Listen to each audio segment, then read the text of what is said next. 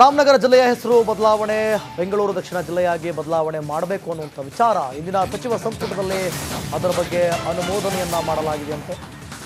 ರಾಮನಗರ ಜಿಲ್ಲೆಯ ಹೆಸರು ಬದಲಾವಣೆ ಆಗಬೇಕು ಅನ್ನುವಂಥ ಮಾತು ಕೇಳಿ ಬಂದಿತ್ತು. ಬೆಂಗಳೂರು ದಕ್ಷಿಣ ಜಿಲ್ಲೆಯಾಗಿ ಅದನ್ನು ಅಲ್ಲಿಗೆ ಸೇರಿಸಬೇಕು ಅಂತ ಹೇಳಿ ಈಗ ಸಚಿವ ಸಂಪುಟದಲ್ಲಿ ಅದನ್ನ ಅನುಮೋದನೆಯನ್ನ ಮಾಡಲಾಗಿದೆಯಂತೆ. ಯಾವಾಗ ರಾಮನಗರ ಹೆಸರು ಬದಲಾವಣೆ ಆಗಬೇಕು ಅನ್ನುವಂಥ ಮಾತುಗಳು ಕೇಳಿ ಬಂದಿದ್ವೋ ಆಗ ಒಂದಷ್ಟು ವಿರೋಧಗಳು ಕೂಡ ಕೇಳಿ ಬಂದಿತ್ತು, ಒಂದಷ್ಟು ಪಾಲಿಟಿಕ್ಸ್ ಶುರುವಾಗಿತ್ತು. ಈ ಒಂದು ವಿಚಾರದಿಂದಾಗಿ, ಈ ಹೇಳಿಕೆಯಿಂದಾಗಿ ಡಿ.ಕೆ. ಶಿವಕುಮಾರ್ ಅದು ಯಾವ ರಾಜಕೀಯ ಲಾಜಿಕ್ಕೋ ಅಥವಾ ರಾಜಕೀಯ ಲಾಭಕ್ಕೋಸ್ಕರನೋ ಗೊತ್ತಿಲ್ಲ, ರಾಮನಗರ ಅನ್ನುವಂಥ ಜಿಲ್ಲೆಯ ಹೆಸರನ್ನ ಬೆಂಗಳೂರು ದಕ್ಷಿಣ ಜಿಲ್ಲೆಗೆ ಸೇರಿಸುವಂಥ ಕುರಿತಾಗಿ ಸೇರಿಸಿದ್ರೆ ಒಳ್ಳೆಯದು ಅನ್ನುವಂಥ ನಿಟ್ಟಿನಲ್ಲಿ ಮಾತನಾಡಿದಂಥದ್ದು ಇಡೀ ರಾಮನಗರ ಜಿಲ್ಲೆಯಲ್ಲೇ ಹಲ್ಚಲ್ ಎಬ್ಬಿಸಿತ್ತು. ಮತ್ತೊಂದು ಕಡೆ ಬಿಜೆಪಿಯವರು ಕೂಡ ಅದಕ್ಕೆ ವಿರೋಧವನ್ನು ವ್ಯಕ್ತಪಡಿಸಿದ್ರು. ಆ ಜಿಲ್ಲೆಯಲ್ಲಿ ರಾಮ ಅನ್ನುವಂಥ ಹೆಸರಿರೋದಕ್ಕೆ ನೀವು ಈ ರೀತಿ ಬದಲಾವಣೆ ಮಾಡುತ್ತಿದ್ದೀರಾ ಅಥವಾ ದಕ್ಷಿಣಕ್ಕೆ ಸೇರಿಸ್ಕೊಳ್ತಿದ್ದೀರಾ ಅಂತ ಹೇಳಿ ಪಾಲಿಟಿಕ್ಸ್ ಶುರು ಮಾಡಿದ್ರು. ಹೆಸರಿತ್ತು, ಈಗ ಬದಲಾವಣೆ ಆಗಿದೆ ಅಂತೇಳಿ ಅದೀಗ ಬೆಂಗಳೂರು ದಕ್ಷಿಣ ಜಿಲ್ಲೆ ಅಂತ ಆಗುತ್ತೆ. ನೋಟಿಫೈ ಮಾಡಬೇಕಾಗುತ್ತೆ ಕಾಣುತ್ತೆ. I don't know whether objection is to be called, but notification ಅದೆಲ್ಲ ಆಗ್ಬೇಕು.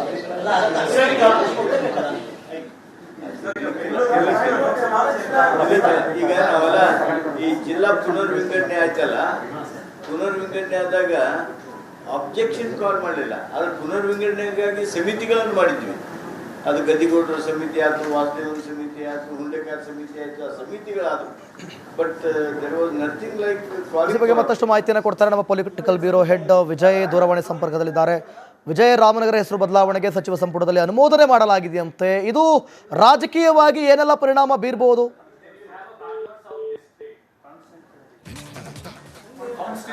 ಸಂಪರ್ಕ ಕಡಿತಗೊಂಡಿದೆ. ನಾನು ಮತ್ತೆ ಅವ್ರನ್ನ ಸಂಪರ್ಕ ಮಾಡುವಂಥ ಪ್ರಯತ್ನವನ್ನು ಮಾಡ್ತೀನಿ. ನೋಡಿ, ಗಮನಿಸ್ತಾ ಇದ್ದೀರಿ, ಒಂದು ವೇಳೆ ಏನಾದರೂ ಬೆಂಗಳೂರು ದಕ್ಷಿಣಕ್ಕೆ ರಾಮನಗರವನ್ನ ಸೇರಿಸಿದ್ರೆ ನಾನು ಬರ್ತೀನಿ, ಮತ್ತೆ ಬರ್ತೀನಿ ಅಂತ ಅವತ್ತು ಕುಮಾರಸ್ವಾಮಿ ಹೇಳಿಕೆಯನ್ನ ಕೊಟ್ಟಿದ್ರು. ರಾಮನಗರದ ಉಳಿವಿಗಾಗಿ ನಾವು ಸಾಕಷ್ಟು ಕೆಲಸ ಮಾಡಿದ್ದೀವಿ, ಅಲ್ಲಿ ಅಭಿವೃದ್ಧಿ ಮಾಡಿದ್ದೀವಿ, ಸಾಕಷ್ಟು ಮಾತುಗಳನ್ನ ಹೇಳಿದ್ರು. ಕೇವಲ ಹೆಸರು ಮಾತ್ರ ಬದಲಾವಣೆ. ಈಗ ಬರ್ತಿರುವಂತ ಬೆಂಗಳೂರು ಬ್ರ್ಯಾಂಡ್ ಕೊಡಲು ಬದಲಾವಣೆ. ಸಚಿವ ಎಚ್ ಕೆ ಪಾಟೀಲ್ ಹೇಳಿಕೆಯನ್ನು ಕೊಟ್ಟಿದ್ದಾರೆ. ಬೆಂಗಳೂರು ಬ್ರ್ಯಾಂಡ್ ಮಾಡೋದಕ್ಕೆ ಬದಲಾವಣೆ ಮಾಡ್ತಾರಂತೆ. ಆ ರೀತಿ ಅದು ಕೇವಲ ಹೆಸರು ಮಾತ್ರ ಬದಲಾವಣೆ ಮಾಡ್ತಾರಂತೆ. ಬೆಂಗಳೂರು ಬ್ರ್ಯಾಂಡ್ ನಾವು ಡೈಲಿ ನೋಡ್ತಾ ಇದ್ದೀವಿ, ಎಷ್ಟರ ಮಟ್ಟಿಗೆ ಬ್ರ್ಯಾಂಡ್ ಆಗಿದೆ ಬೆಂಗಳೂರು ಅಂತ. ಬೆಂಗಳೂರು ಖಾಲಿ ITBT ರಸ್ತೆಗಳಲ್ಲಿ, ಹೈವೇ ರಸ್ತೆಗಳಲ್ಲಿ ಬ್ರ್ಯಾಂಡ್ ಆದರೆ ಸಾಕಾಗೋದಿಲ್ಲ, ಒಳಭಾಗಗಳಲ್ಲೂ ಕೂಡ ಬ್ರ್ಯಾಂಡ್ ಆಗಬೇಕು. ಆದರೆ ಈಗ ಅವ್ರು ಹೇಳ್ತಾ ಇರೋದೇನು, ಬೆಂಗಳೂರು ಬ್ರ್ಯಾಂಡ್ ಕೊಡಲು ಬದಲಾವಣೆ ಮಾಡ್ತಿದ್ದಾರಂತೆ. ಈ ರೀತಿಯಾಗಿ ಸಚಿವ ಎಚ್ ಕೆ ಪಾಟೀಲ್ ಹೇಳಿಕೆಯನ್ನು ಕೊಟ್ಟಿದ್ದಾರಂತೆ. ರಾಮನಗರ ಜಿಲ್ಲೆಯ ಹೆಸರು ಬದಲಾವಣೆಗೆ ಅನುಮೋದನೆ ಮಾಡಲಾಗಿದೆ. ನೋಡಿ ಯಾವ ರೀತಿಯಾಗಿ ಇದು ರಾಜಕೀಯವಾಗಿ ಮತ್ತಷ್ಟು ಬದಲಾವಣೆಗಳಾಗ್ಬೋದು, ಇದರಲ್ಲಿ ಎಷ್ಟು ಪಾಲಿಟಿಕ್ಸ್ ಶುರು ಆಗ್ಬೋದು.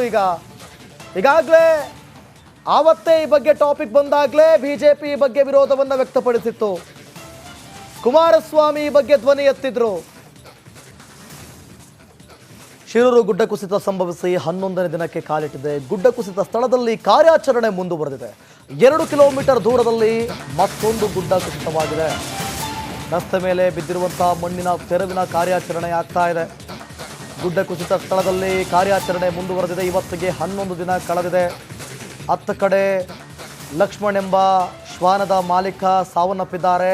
ಆ ಶ್ವಾನ ಆತನಿಗೆ ಕಾಯ್ತಾ ಇದ್ರೆ, ಮತ್ತೊಂದು ಕಡೆ ಮತ್ತೊಂದು ಭಾಗದಲ್ಲಿ ಗುಡ್ಡ ಕುಸಿದಂತಹ ಪರಿಣಾಮ ಅಲ್ಲಿದ್ದಂಥ ರಸ್ತೆ ಮೇಲೆ ಬಿದ್ದಂಥ ಮಣ್ಣನ್ನು ತೆರವುಗೊಳಿಸುವಂಥ ಕೆಲಸ ಆಗ್ತಾ ಇದೆ. ಉತ್ತರ ಕನ್ನಡ ಜಿಲ್ಲೆಯ ಅಂಕೋಲ ತಾಲೂಕಿನ ಶಿರೂರಿನ ಭೂಕುಸಿತದ ಘಟನೆಗೆ ಸಂಬಂಧಪಟ್ಟಂತೆ ಈಗಾಗಲೇ ಕಠಿಣ ಕಾರ್ಯಾಚರಣೆಯನ್ನು ನಡೆಸಬೇಕಾಗಿರುವಂಥದ್ದು. ಈಗಾಗಲೇ 11ನೇ ದಿನದ ಕಾರ್ಯಾಚರಣೆ ಇವತ್ತು ಬೆಳಗ್ಗೆ ಆರಂಭಿಸಲಾಗಿದೆ. ನೋಡ್ತಾ ಇರ್ಬೋದು, ಗಂಗಾವಳಿ ನದಿಯಲ್ಲಿ ಯಾವ ರೀತಿಯಾಗಿ ಸಂಬಂಧಪಟ್ಟಂಥ ರಕ್ಷಣಾ ತಂಡಗಳು ಕೂಡ ಕಾರ್ಯಾಚರಣೆಯನ್ನು ಕೂಡ ನಡೆಸ್ತಿದೆ. ಈಗಾಗಲೇ ನೌಕಾನೆಲೆ ಆಗಿರ್ಬೋದು, ಆರ್ಮಿ ಆಗಿರ್ಬೋದು, ಎಸ್ಡಿಆರ್ಎಫ್ ತಂಡದ ಎಲ್ಲ ಸಿಬ್ಬಂದಿಗಳು ಕೂಡ ಈಗಾಗಲೇ ಗಂಗಾವಳಿ ನದಿಯಲ್ಲೂ ಕೂಡ ಒಂದು ರೀತಿಯ ಶೋಧವನ್ನು ಕೂಡ ನಡೆದಿದ್ದಾರೆ.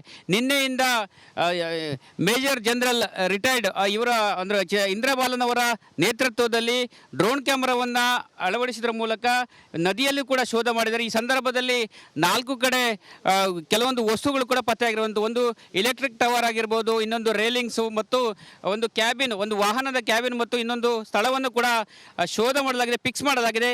ಇದೇ ಸ್ಥಳದಲ್ಲಿ ಕೂಡ ಕೆಲವರು ನಾಪತ್ತೆಯಾದವರು ಇದೇ ಸ್ಥಳದಲ್ಲಿ ಸಿಲುಕಿದ್ದಾರೆ ಎಂಬುದ ಮಾಹಿತಿ ಕೂಡ ನಮಗೆ ನೀಡಿರುವಂಥದ್ದು. ಒಟ್ಟಿನಲ್ಲಿ ಕಳೆದ ಜುಲೈ 16ರಂದು ಸಂಭವಿಸಿದಂಥ ಭೂಕುಸಿತದಲ್ಲಿ ಒಟ್ಟು 11 ಜನ ನಾಪತ್ತೆಯಾಗಿವೆ. ಇದರಲ್ಲಿ ಇವರಿಗೆ 8 ಮೃತದೇಹಗಳು ಪತ್ತೆಯಾಗಿದೆ ಮತ್ತು ಅವರ ಗುರುತನ್ನು ಕೂಡ ಪತ್ತೆ ಹಚ್ಚಿರುವಂಥದ್ದು. ಈಗಾಗಲೇ ಇನ್ನೂ 3ವರಿಗಾಗಿ ಉತ್ತರ ಕನ್ನಡ ಜಿಲ್ಲೆಯ ಅಂಕೋಲದ ಗಂಗೆಕೊಳ್ಳದ ಲೋಕೇಶ್ ನಾಯ್ಕ ಆಗಿರ್ಬೋದು ಅಥವಾ ಶಿರೂರಿನಿಂದ ಜಗನ್ನಾಥ್ ನಾಯ್ಕ ಆಗಿರ್ಬೋದು ಮತ್ತು ಕೇರಳ ಮೂಲದ ಅರ್ಜುನ್, ಲಾರಿ ಚಾಲಕ ಅರ್ಜುನ್ ಅವರ ಮೃತದೇಹಕ್ಕಾಗಿ ಶೋಧ ಕೂಡ ನಡೆಸಲಾಗಿದೆ.